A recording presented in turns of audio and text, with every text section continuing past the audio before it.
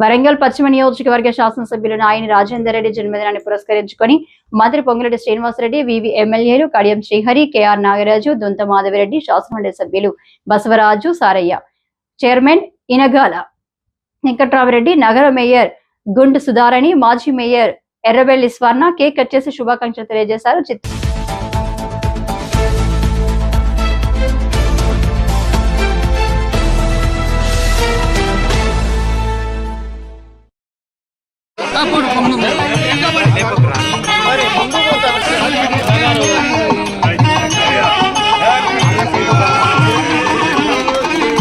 నాయని రాజేంద్ర రెడ్డి గారి జన్మదినం కూడా ఇదే రోజు కావడం మరి నిజంగా కూడా ఉన్న వ్యక్తి కాదు.